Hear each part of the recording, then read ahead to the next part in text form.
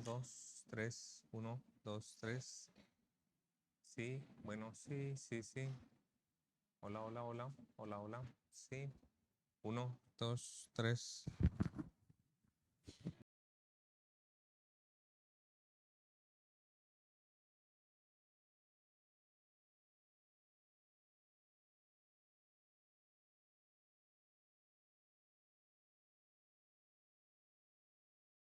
Pues buenos días, hermanos.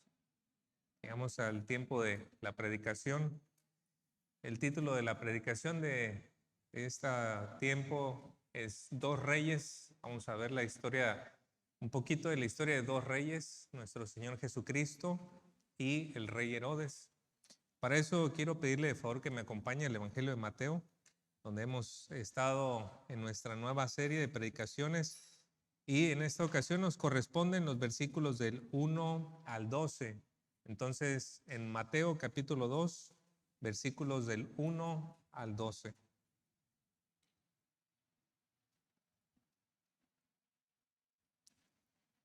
Una vez que lo encuentre, por favor, acompáñame poniéndose de pie y mientras doy lectura a la palabra de Dios, si por favor me puede seguir con su vista en su Biblia.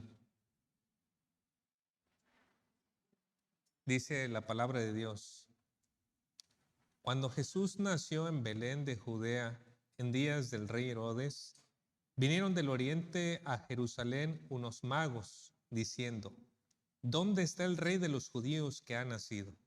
Porque su estrella hemos visto en el oriente y venimos a adorarle. Oyendo esto, el rey Herodes se turbó y toda Jerusalén con él. Y convocados todos los principales sacerdotes y los escribas del pueblo, les preguntó dónde había de nacer el Cristo. Ellos le dijeron: en Belén de Judea, porque así está escrito por el profeta: y tú, Belén, de la tierra de Judá, no eres la más pequeña entre los príncipes de Judá, porque de ti saldrá un guiador que apacentará a mi pueblo Israel. Entonces Herodes, llamando en secreto a los magos, indagó de ellos diligentemente el tiempo de la aparición de la estrella. Y enviándolos a Belén, dijo: Id allá y averiguad con diligencia acerca del niño. Y cuando la halléis, hacédmelo saber para que yo también vaya y le adore. Ellos, habiendo oído al rey, se fueron. Y aquí la estrella que habían visto en el oriente iba delante de ellos, hasta que llegando se detuvo sobre donde estaba el niño. Y al ver la estrella, se regocijaron con muy grande gozo. Y al entrar en la casa, vieron al niño con su madre María, y postrándose, lo adoraron. Y abriendo sus tesoros, le ofrecieron presentes: oro, incienso y mirra. Pero siendo avisados por revelación en sueños que no volviesen a Herodes, regresaron a su tierra por otro camino. Vamos a orar. Dios y Padre Celestial, gracias, Señor, por su palabra que nos revela, nos muestra a nuestro bendito Salvador y Señor Jesucristo. A través de su palabra, por favor, guíenos, Señor, más cerca de Cristo. Y también quite de delante de nosotros todo aquello que nos estorba para poder ir en ese camino y poder encontrarnos cada vez más y más cerca de ese gozo que hay al venir a Cristo. Y que tengamos un corazón de adoradores, Señor. Por favor, prepare nuestros corazones para tal propósito.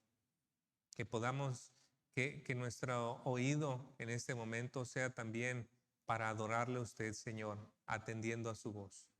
Se lo rogamos, Señor, haga brillar a Cristo en medio de nosotros. En el nombre de Cristo Jesús, amén.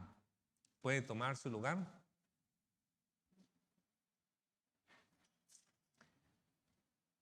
He mencionado en las predicaciones previas que los evangelios nos relatan la persona, la vida y la obra de nuestro Señor Jesucristo.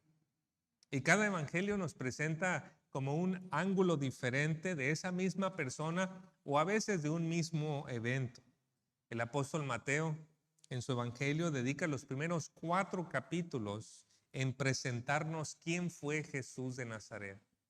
y previo a que él saliera a predicar en toda la parte de Galilea y de Judea. Entonces, en su introducción, Mateo, ahí en el capítulo 1, nos revela la familia de la cual provenía el Señor Jesucristo. Era descendiente de David, hemos visto, y de Abraham. Y esto era importante señalarlo porque conectaba a nuestro Señor con dos promesas que Dios había hecho. Primero, a David, a Abraham, que fue antes que David, de que un descendiente de Abraham sería para bendición a todas las familias de la tierra. Y el otro descendiente, debajo de Abraham, con David, Dios le hizo la promesa que uno de los descendientes de David sería rey, un rey eterno. Y Mateo nos dice que el cumplimiento de esas dos importantes promesas está en el Señor Jesucristo. Eso lo vimos en el capítulo 1, versículos del 1 al 17. Pero de ahí en adelante, siguiendo con el tema del cumplimiento, Mateo nos sigue diciendo en su evangelio que Jesucristo también es el Salvador de su pueblo, que sería reconocido como Dios con nosotros. Recuerda usted en Mateo 1, 21 al 23, leímos ahí donde dice: y dará a luz un hijo y le pondrás por nombre Jesús. Y mire, porque él salvará a su pueblo de sus pecados.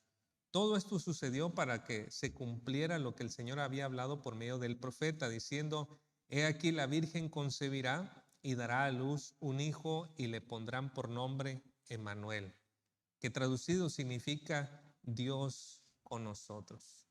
Así que en la medida que vamos avanzando en el Evangelio de Mateo, este telón se va desvelando poco a poco para mostrarnos más y más acerca de quién es este niño que le pusieron el nombre de Jesús. ¿Quién es Él? Ya estamos viendo, es el cumplimiento de las promesas, es el cumplimiento de lo que Dios ha dicho. Pero ¿qué más nos va a decir Mateo acerca de Él? Bueno, vamos a darnos cuenta más detalles acerca de Cristo, pero también vamos a darnos cuenta y vamos a seguir avanzando en cómo la presencia de Cristo causa un impacto en la vida de las personas. No es solamente alguien allá, por allá lejos, pero es alguien que viene a impactar la vida de las personas. Y para ese propósito, bueno, quiero exponer nuestro pasaje señalando dos puntos. Primero, cuando el rey es causa de turbación, y luego cuando el rey es causa de gozo y adoración. Veamos la primera parte, cuando el rey es causa de turbación. Ahí cómo inicia el versículo 1. Cuando Jesús nació en Belén de Judea en días del rey Herodes, vinieron del oriente a Jerusalén unos magos. Bueno, comúnmente se conocen a estos personajes como los reyes magos. Y las creencias populares dicen que ¿cuántos eran? 3, ¿no? ¿Y cómo se llaman? Melchor, Gaspar y Baltasar. Y hasta nos dicen el color de la piel, ¿verdad? Uno era blanco, el otro era así medio morenito y el otro era negro. Y que venían montados en camellos. Bueno, ¿sabe? Ninguno de esos detalles lo tenemos en la Biblia. Y de hecho es que no existe un documento histórico fiable para decir que sucedió así. Pero tristemente, por esta causa de detalles, esta historia es convertida en un cuento de hadas. Entonces, ¿qué sucede? Que nos enfocamos en esos tres personajes cuando ellos no son los protagonistas de esta historia. Y a mí no me extrañaría que Satanás esté detrás de este artilugio para desviar nuestra atención de lo que es verdaderamente importante. La verdad respecto a estos personajes, una es que no eran reyes y dos, tampoco eran magos. Entonces, ¿qué eran, pastor? La Nueva Traducción Viviente más apropiadamente traduce esta palabra como sabios. En el mundo antiguo, estas personas fungían como consejeros del rey. Algunos eran astrónomos, otros eran sacerdotes y algunos incluso eran astrólogos. Y varios comentarios señalan que es posible, no lo dice el texto bíblico, pero es posible que la influencia del profeta Daniel en Babilonia, que él también era considerado como un grupo de los sabios, esa influencia del profeta Daniel en Babilonia aquel tiempo haya repercutido en las generaciones futuras para que desde allá entonces fueran a visitar a Jesús en aquel tiempo. Es posible, pero nuevamente eso tenemos que dejarlo al aspecto especulativo. Y aclarado nosotros esto, debemos enfocarnos en lo que Mateo sí nos quiere comunicar, no lo que no sabemos, ¿no? Primeramente, Mateo nos ayuda a ver el tiempo en que nació nuestro Señor Jesucristo. Ahí si usted mira de nuevo el versículo 1 dice, en días del rey Herodes. Y para entender un poquito de esta parte, usted y yo tenemos que conocer la historia ahí, qué sucedía en aquel entonces. Roma ya estaba en su auge, había conquistado muchas partes, dentro de ellos era la tierra de Israel, pero Roma le daba cierta libertad a la tierra de Israel. Entonces dejaba que un gobernante de ellos pudiera estar gobernando. Y bueno, ahí es donde aparece un gobernante que es Herodes. Él no era un rey judío, no era judío, pero había hecho ciertas astucias, se había casado con líderes judíos para encajar dentro de y poder gobernar a los judíos. También Herodes se había congraciado con las autoridades romanas. Y este hombre, hermanos, era verdaderamente muy hábil en la política, era muy astuto, era muy capaz como político, pero ¿sabe qué? Nadie lo quería tener cerca. Era una persona cruel. Mató a su esposa y mató a 3 de sus hijos porque sintió que estaban conspirando contra él. En un documento de la época se relata que el emperador Octavio dijo acerca de Herodes, es mejor ser cerdo de Herodes que su hijo. ¿Sabe por qué? Que había más posibilidades de que un cerdo en la casa de Herodes, como se identificaba como rey de los judíos, no lo iba a matar él. Entonces había más posibilidad de que un cerdo viviera dentro de su palacio a que un hijo viviera, porque si él sentía una amenaza de uno de sus hijos, lo mandaba a matar.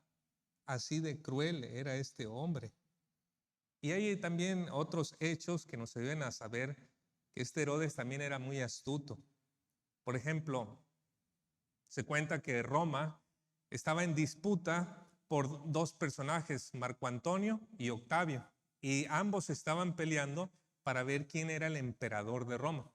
Entonces Herodes apoyó a Marco Antonio, pero eventualmente Marco Antonio perdió la batalla y bueno, a Herodes le quedaba que Octavio lo fuera a matar a él ahora. Pero Herodes, muy astuto, fue a la isla de Rodas, se encontró allí con el nuevo emperador Octavio y según el historiador Flavio Josefo, que registró ese evento, le dijo Herodes estas palabras: no te pido que consideres de quién fui amigo, sino cuán fiel fui a mi amigo. Si fui tan leal a Marco Antonio, esa misma lealtad la tendrás ahora de mí. ¿Y sabe qué? Octavio se quedó tan sorprendido que él había ido sabiendo que lo podía matar y que le dijo esas palabras, que el emperador Octavio le dijo, adelante, sigues como rey allí en toda esta parte de Israel. Era un hombre muy astuto, muy hábil. Otra forma en que se ve su astucia es que, bueno, él no era judío, era idumeo, de la descendencia de Esaú. Así que era aborrecido por los líderes judíos, por la gente judía, no lo quería. Pero ¿sabe qué hizo él? Construyó un templo. Porque eso iba a generar ingresos para la nación. Eso iba a atraer a personas. Aquellos que adoraban a Dios iban a tener un lugar donde adorar. Y los líderes iban a tener un lugar también de donde sacar provecho. Así que este era un hombre que sabía mantener contentos a todas las personas en maneras muy bajas y manipuladoras. Ahora, para nuestro propósito, notar estos detalles simplemente nos ayuda a entender en qué contexto nació Jesús. Hay tensión en el ambiente. Cuando nos damos cuenta, nace un rey en un ambiente bastante complicado, paranoico. Un rey naciendo en un tiempo donde hay un rey loco. Pero si observamos, las cosas se ponen peor, porque en el versículo 2 dice que estos sabios llegaron y diciendo, preguntaron esto, ¿no? ¿Dónde está el rey de los judíos que ha nacido? Si nosotros buscamos en otra versión, en la Biblia textual, traduce un poquito más apegado a como está escrito, y la pregunta de ellos es así: ¿dónde está el que ha nacido rey de los judíos? Por lo general, un niño nace y por medio de sus méritos logra ser un gobernante cuando es joven, adulto, ¿no? O si nace de cierta familia, pues con el tiempo puede llegar a ocupar ese estatus, esa posición. Pero aquí los sabios están reconociendo, él no tiene que ganar una posición. Él ha nacido con el estatus de rey. Él es rey en cumplimiento de las cosas que han sido dichas. Y ellos todavía fueron más explícitos con sus palabras. Usted se da cuenta, dice cuál era su intención de ir a buscarle. Ahí al final del versículo dice: porque su estrella hemos visto en el oriente y venimos a adorarle. No era cualquier rey, era un rey al que venía a adorar. Ahora, aquí hay un detalle técnico, hermanos. Esa palabra adorar es la palabra griega proskineo. Y esa palabra puede traducirse de dos maneras. Una, como postrarse en reverencia a un rey, o puede traducirse como adorar. El contexto es el que nos indica si se trata de un hombre importante al que solamente se postran, o si se trata de Dios a quien se postran para adorar. El contexto nos indica cuál debe ser la traducción. Los testigos de Jehová, por ejemplo, dicen que como Jesús no es Dios, y bajo esa creencia dicen, los sabios vinieron a rendirle homenaje. Pero nosotros no tenemos problema en reconocer lo que ellos vienen a hacer, que es adorarle. Ya Mateo nos ha dicho en el capítulo 1:23 que Jesús sería reconocido como Emmanuel. ¿Y qué significa Emmanuel? Dios con nosotros. Entonces, estamos viendo aquí el cumplimiento de eso. Los primeros hombres vienen para adorar a aquel que es Dios con nosotros. Así que hay esa conexión en lo que vemos aquí. Pero también Apocalipsis capítulo 5, versículo 13 y 14 es claro en decirnos que Cristo es digno de recibir la adoración. Ahí nos dice en ese texto: y a toda cosa creada que está en el cielo, sobre la tierra, debajo de la tierra y en el mar, y a todas las cosas que en ellos hay, oí decir al que está sentado en el trono, note eso, y al Cordero, sea la alabanza, la honra, la gloria, el dominio por los siglos de los siglos. Y los cuatro seres vivientes decían: amén. Y los ancianos se postraron y adoraron. Aquí claramente está hablando de dos personas. El que está sentado en el trono es Dios, el Padre, y el Cordero es Cristo. Y ambos reciben el poder, la gloria, la alabanza y la adoración por igual. Así que cuando yo veo este texto en Mateo capítulo 2, yo no creo que los sabios simplemente se fueron a rendirle homenaje. Me parece que ellos anticipaban lo que va a suceder en un futuro, que toda rodilla se doblará, toda lengua confesará que Jesucristo es el Señor, todos le adorarán. Es una antesala simplemente de lo que va a suceder después. Ellos venían a adorar. Y naturalmente, ¿cómo iban a escuchar eso las autoridades? ¿Cómo iba a escuchar esas palabras el rey Herodes, verdad? Era un gran impacto para Jerusalén. Por desgracia, el impacto fue muy negativo. Si usted nota el versículo 3, dice: oyendo esto, el rey Herodes se turbó y toda Jerusalén con él. Busqué palabras donde se usaba de manera diferente esta misma palabra en el original y se puede traducir como agitar, inquietar, alborotar, perturbar, asustar. ¿Cuál sería la que sintió Herodes en ese momento con el anuncio? Se ha de ver agitado, ¿verdad? Se ha de ver perturbado dentro de él.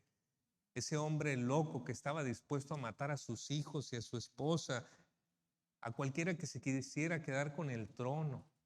¿Cómo se sintió en ese momento? Y es que Herodes era rey. A él le gustaba acariciar esa posición, ¿verdad? tenerla allí. A él le gustaba mandar, no que le mandaran. Y de ninguna manera iba a estar dispuesto a dejar que otro le dijera lo que tenía que hacer. Por eso la perturbó la llegada de Cristo.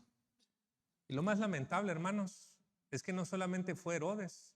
Usted mira el texto y dice, oyendo esto el rey Herodes se turbó. ¿Y quién es más?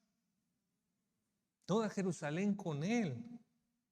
¿Y por qué Jerusalén, todos los habitantes? ¿Por qué los líderes se sintieron perturbados? ¿No deberían haberse sentido aliviados y con gozo? Por fin nuestra esperanza ha llegado. Por fin se han cumplido las profecías. ¿No deberían haber reaccionado así? Pero hermanos, la experiencia común nos enseña que las personas se perturban frente a una autoridad justa porque están haciendo algo mal o porque se les va a mover de su comodidad. Y este bien podía ser el escenario de Jerusalén. ¿Por qué? Vamos a ver más adelante cómo los líderes estaban lucrando con el templo. Estaban sacándole mucho dinero al tiempo que se supone que la gente iba a adorar y ellos estaban sacando dinero de esas intenciones de las personas. Vamos a ver cómo había mucho robo, había mucha maldad, había mucho complot para matar incluso a nuestro Señor Jesucristo. Ellos eran egoístas. Y nosotros estamos aprendiendo en el Evangelio de Mateo que Jesús no es un rey que contribuye al beneficio egoísta de cada uno. De hecho, todo lo contrario, ¿no? Cristo llega y la vida de José y de María, de cabeza. Todo tienen que vivir en otro lugar, en otro país, mudarse aquí, cuidarse acá, hacer esto, hacer lo otro. ¿Por qué? Porque ha venido Cristo a sus vidas. Y es que dicho esto, hermanos, podemos aprender de Herodes y del pueblo en Jerusalén que la autonomía y el egoísmo hacen ver a Cristo como una amenaza. Aquí utilizo la palabra autonomía para decir que uno tiene su propia ley, es decir, uno es su propio rey. Y déjeme decirlo en una manera muy puntual, hermanos. El Señor Jesucristo perturba donde cada uno quiere ser su propio rey o solo ve para su propio o para su beneficio egoísta. Y quizá usted diga, yo no soy ese tipo de persona. Yo, voy a la iglesia, yo ofrendo, diezmo, yo ayudo, yo contribuyo, yo tengo algún ministerio. Y ¿sabe qué? El asunto es que Herodes y los habitantes de Jerusalén también se escondían debajo de una máscara de religión. Herodes, ¿qué había hecho? Había hecho un fabuloso templo. Él podía decir, he hecho esta gran obra para Dios y maquillar toda su crueldad en esa manera. Los habitantes de Jerusalén podían decir, nosotros ofrecemos sacrificios, hacemos esto y lo otro, y ocultar debajo de eso su indiferencia y su egoísmo. Lo que hace evidente que las obras son malas y la religión es falsa, no es que tanto hacen o no hacen, sino si una persona está dispuesta a entrar en una relación con el Señor Jesucristo y ponerse bajo su autoridad. Si la persona no está dispuesta a poner toda su vida bajo la autoridad de Cristo, no importa cuánto haya hecho, no importa cuán religioso se vea, esa persona no está bien.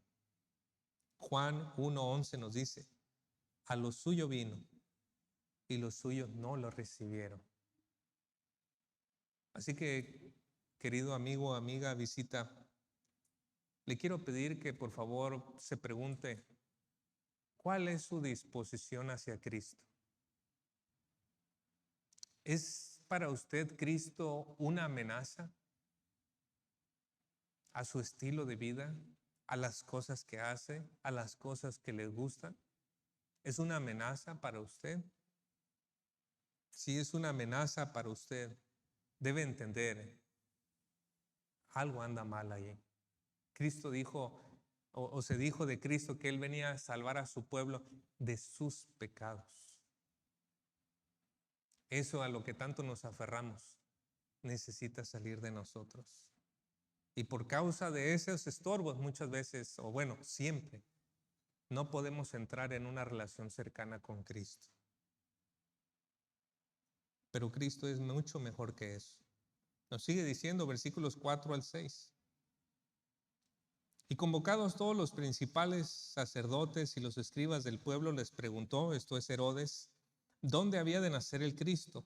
Ellos le dijeron, en Belén de Judea, porque así está escrito por el profeta. Y tú, Belén, de la tierra de Judá, no eres la más pequeña entre los príncipes de Judá, porque de ti saldrá un guiador que apacentará a mi pueblo Israel. Los líderes citaron la profecía de Miqueas 5:2 después de que fueron interrogados por Herodes. Y bueno, hay dos detalles de esa profecía que llaman nuestra atención. Primeramente, el lugar de nacimiento de Cristo y luego cómo se describe su función, cómo se le describe a él. Belén. Belén era un pobladito a unos 9 kilómetros de Jerusalén. O sea, nosotros que andamos en carro, pues es cerca, ¿verdad? Tal vez caminando 9 kilómetros sí se sientan pesaditos. Pero relativamente cerca, un poblado probablemente en aquel entonces de unos 1,000 habitantes, o sea, muy chiquito, ¿no? Muy, muy chiquito. Y más o menos así ese número de habitantes se cree, o bueno, se dice en la profecía, ahí iba a nacer el Cristo. Un origen bastante humilde. El hecho de que el nacimiento de Cristo fuese en Belén nos deja ver también que Dios actúa fuera de lo común. ¿Qué sería lo normal? Pues que naciera en Jerusalén. Por eso los sabios lo buscaron ahí, la capital, la ciudad importante, la cabeza. Pero no, la profecía era en un lugar pequeño. Y todavía su humildad se acentúa más cuando notamos en la profecía que no dice, de ti saldrá un rey conquistador. Pero la profecía decía, un guiador que apacentará. Sí hay autoridad, pero el énfasis es dirigir. ¿Cómo va a dirigir este rey?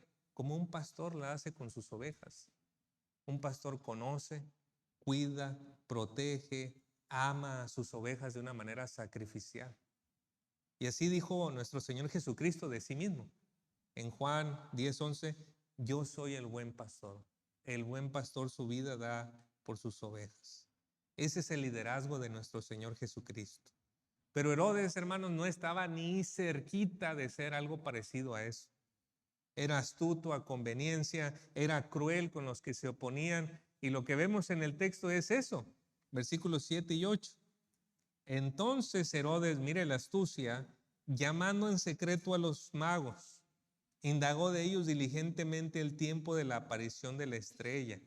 Y enviándolos a Belén, dijo, id allá y averiguad con diligencia acerca del niño, y cuando la halléis, hacedmelo saber para que yo también vaya y le adore. Yo digo que estos hombres ya estaban sospechando que algo no estaba bien ahí, ¿no? Primero, oye, ¿por qué no nos acompañas, no? ¿Por qué no vamos juntos? Está a 9 kilómetros, está aquí cerquita. Vamos juntos y lo adoramos, ¿no? El rey de Herodes dice, vayan ustedes. No sabían ellos que había nacido. Entonces, yo creo que los hombres empezaron a decir, algo está raro aquí, ¿no? Si nos ponemos a pensar en algunas cosas muy puntuales, ellos, los sabios, que no tenían la ley de Moisés, habían reconocido el nacimiento de Cristo.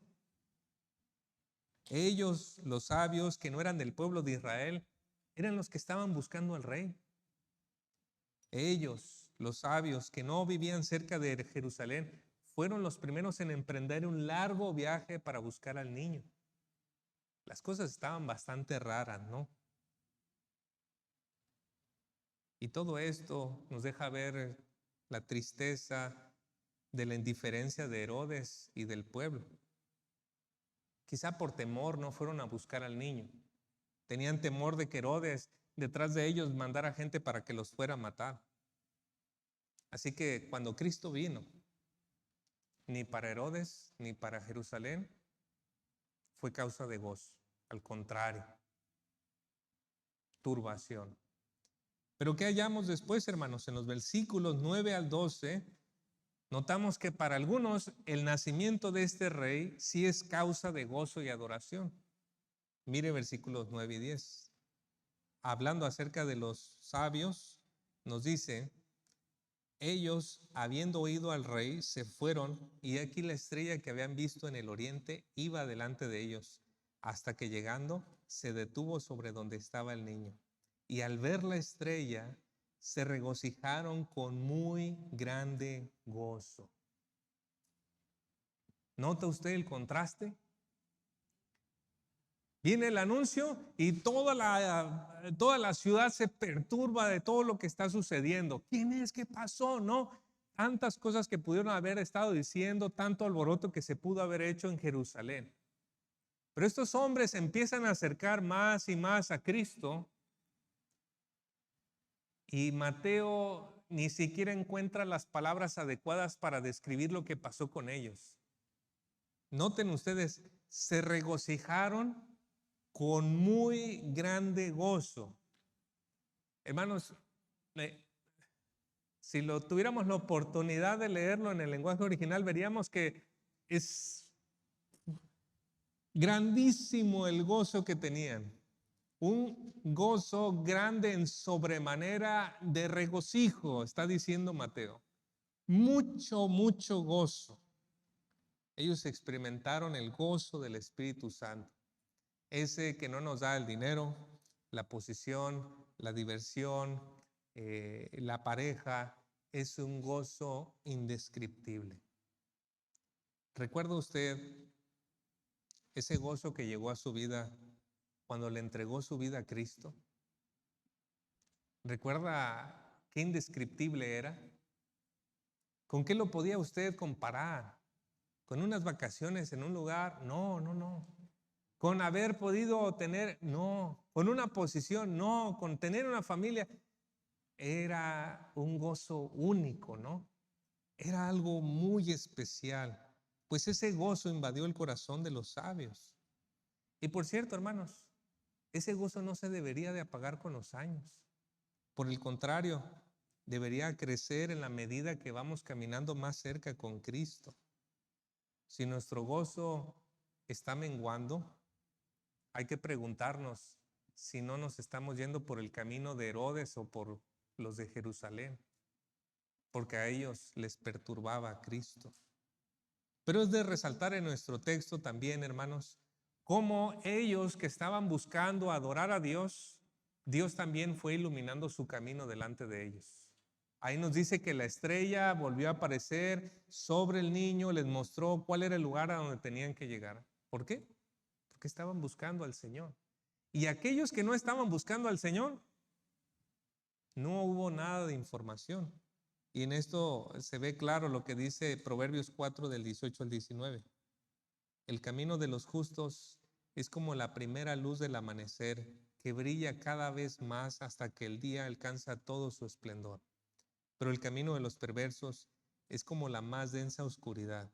Ni siquiera saben con qué tropieza. Finalmente nos dice el texto que cuando los sabios llegaron con Jesús, se presentaron para adorarle y ofrecerle regalos. Mire ahí versículos 11 y 12. Y entrando en la casa vieron al niño con su madre María, y postrándose le adoraron.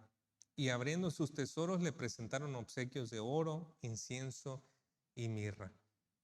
Y habiendo sido advertidos por Dios en sueños que no volvieran a Herodes, partieron para su tierra por otro camino.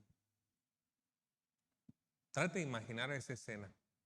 Suponiendo que estos sabios eran altos oficiales dentro del gobierno en Persia o en la antigua Babilonia, seguramente eran personas importantes. Y llegan a la casa, ven a María, probablemente el niño tendría 1 año, 2 quizá, estaba ahí jugando con su madre y de repente tocan a la puerta, abre María, lo identifican que es Jesús, y estos hombres tan importantes se tiran al suelo y adoran al niño. ¿Cuántos? Debieron ser muchos para que toda Jerusalén se diera cuenta que eran hombres importantes. ¿Cuántos? Tal vez unos 20 o 30 hombres adorando. Y no solamente eso, nos dice que ellos ofrecieron regalos, oro, incienso y mirra. Hay dos cosas que podemos decir de estos regalos. Eran objetos de mucho valor. Ellos le ofrecieron a Cristo lo mejor que le podían dar. ¿Por qué? Porque reconocían que estaban buscando un rey. Estaban reconociendo que estaban frente al gran rey que nos dice Malaquías 1:14. Y a un rey, pues es digno el regalo que se le tiene que dar. La segunda cosa que no es tan evidente para nosotros que no somos judíos es que estos regalos se usaban normalmente en dos lugares. Uno, en los palacios de los reyes, allí había oro, allí había incienso que aromatizaba, que daba un olor muy agradable al palacio, y la mirra que se utilizaba también como parte de los inciensos para curar heridas o algunas otras cosas. Pero ¿sabe dónde más se usaban estos tres? En el templo. En el templo. Allí era donde los objetos eran de oro, ahí es donde el incienso perfumaba el templo y ahí es donde la mirra se usaba para esa preparación de la unción. Por cierto, como dato curioso, cuando vi el árbol de donde se extrae la mirra, parecía un torote y resulta que investigué y sí es primo del torote. Entonces, por ahí creo que en Sonora le sacan la resina al torote y de ahí salen ciertos aromas. Pero bueno, fin del comercial. Lo importante de esto es que ellos estaban reconociendo delante de quién estaba. Era un rey, pero posiblemente nos están dejando ver, este rey es más que un rey, es también Dios con nosotros. Y lo hacen muy evidente porque también terminan adorándole a Él. Mateo quiere que terminemos viendo dentro de esta historia que las familias de la tierra están siendo bendecidas con este descendiente de Abraham, con Cristo. Desde lejos vienen y lo adoran.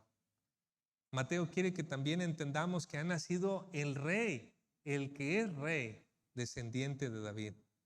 Mateo quiere que nos demos cuenta que ha nacido también el Salvador de su pueblo, el Salvador de los pecados. Jerusalén, Herodes y todos necesitamos esa salvación. Y finalmente Mateo quiere que nos demos cuenta a través de esta historia que Dios está con nosotros y está aquí para recibir la debida adoración. Ya para concluir, hermanos, el final de Mateo nos deja pensativos y nos deja delante una disyuntiva. Los sabios no pudieron regresar por el mismo camino. Se les advirtió que no regresaran con Herodes y tuvieron que agarrar por otro rumbo. Y la parte que nos deja a nosotros en disyuntiva es, ¿qué camino seguimos nosotros? Está el camino de Herodes, está el camino a Jerusalén. Ellos que por causa de yo quiero gobernar mi vida, no quiero que nadie me diga qué tengo que hacer, yo quiero seguir con mis deseos, ¿se alejan de Cristo? ¿O tenemos el caso de estos hombres que humildemente vienen y dicen, aquí está, Señor, tú mereces toda la alabanza, toda la adoración? ¿Qué camino tomamos nosotros? ¿Qué vamos a agarrar? ¿Cómo vamos a actuar? ¿Veremos a Cristo como una amenaza? ¿O veremos a Cristo como nuestro Rey que nos llena de gozo y es digno de ser adorado? Por eso les exhorto, hermanos, a que vayamos a Cristo, el Rey verdadero, quien es fuente de gozo y digno de adoración. Vamos a orar.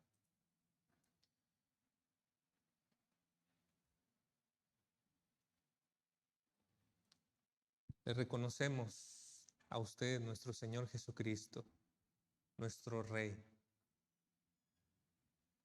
el que ha nacido Rey. Nosotros no le hemos coronado, nosotros no le hemos hecho Rey. Usted es Rey, Rey sobre todo, Rey verdadero. Ayúdenos, Señor, por favor, que el conocerle y en la medida que le vamos conociendo más a través del Evangelio de Mateo, nuestro corazón, igual que el de estos hombres, explote de gozo, Señor. Rebose de gozo en una manera indescriptible. Que estas enseñanzas, Señor, produzcan ese gozo que nos lleve a no escatimar ni siquiera como ellos todo el viaje y todo el sacrificio que costó el haber hecho lo que hicieron. Pero que hallarnos más cerca de usted, Señor Jesucristo, haga que nuestro gozo se incremente, así como la luz de la aurora va creciendo en la medida que avanza el día. Ayúdenos, Señor, que tenga misericordia de su pueblo, de su iglesia, y que la luz de Cristo brille delante de nosotros, que buscamos adorarle y seguirle, para que estemos cada día más y más cerca. Y como digo, nuestro corazón se llene de ese gozo y usted reciba la adoración debida a su nombre. Por favor, Señor, pedimos esta bendición en el nombre de Cristo Jesús. Amén. Que Dios les bendiga, Señor, bendiga su palabra en nuestros corazones.